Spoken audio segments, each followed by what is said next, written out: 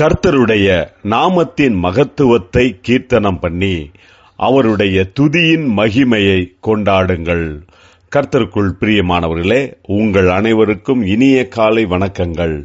இன்றைய வேதவசன தியானத்திற்கென்று நாம் தெரிந்தெடுத்திருக்கும் வேத பாகமானது மார்க்கு 5ஆம் அதிகாரம் 36ஆம் வசனம்.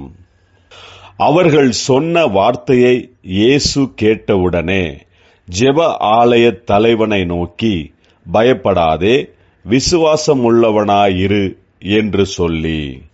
பிரியமானவர்களே, இன்றைய வேத தியானத்தின் தலைப்பு பயப்படாதே, விசுவாசம் உள்ளவனாயிரு என்பதே. ஆண்டவர் இயேசு பல இடங்களுக்கு சென்று ஊழியம் செய்து கொண்டிருந்தார்.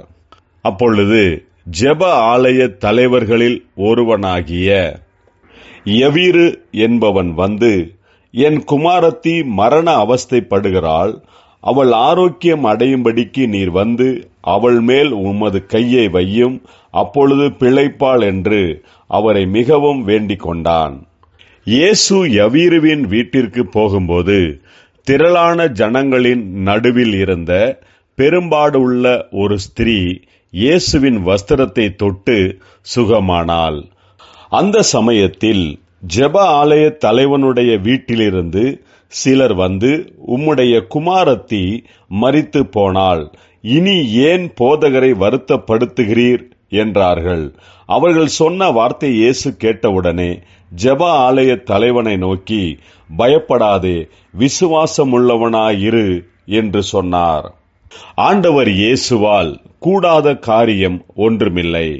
ஆனால் மனிதர்களாகிய நாம் அசாத்தியமான சூழ்நிலைகளில் பயப்படுகிறோம். இயேசு யவீருவின் வீட்டிற்கு போய் அவனுடைய மகளை சுகமாக்கினார்.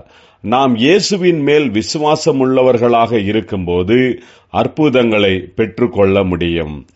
பிரியமானவர்களே, நம்முடைய வாழ்க்கையில் நாம் செய்கிற முயற்சிகளில், வேலைகளில் தோல்வியடையும் போது இனி இது சாத்தியமில்லை என்று சோர்ந்து போய்விடுகிறோம். இப்படிப்பட்ட சூழ்நிலைகளில் நாம் இயேசுவின் மேல் விசுவாசம் வைக்கும்போது சூழ்நிலைகளை இயேசு மாற்றி அமைத்து அசாத்தியமானவைகளை, முடியாதவைகளை சாத்தியமாக்குவார். நாம் பயப்படாதபடிக்கு இயேசுவின் மேல் விசுவாசம் வைப்போம், அவரே அற்புதங்களை செய்வார். ஜெபிப்போம். ஜீவனுள்ள தேவனே, உம்மால் கூடாத காரியம் ஒன்றுமில்லை என்று நாங்கள் விசுவாசிக்கிறோம். உம்முடைய கிருபையினால் எங்களை நடத்தும், அற்புதங்களை செய்யும், ஆசீர்வதியும். இயேசு கிறிஸ்துவின் நாமத்தில் ஜெபிக்கிறோம் நல்ல பிதாவே, ஆமேன்.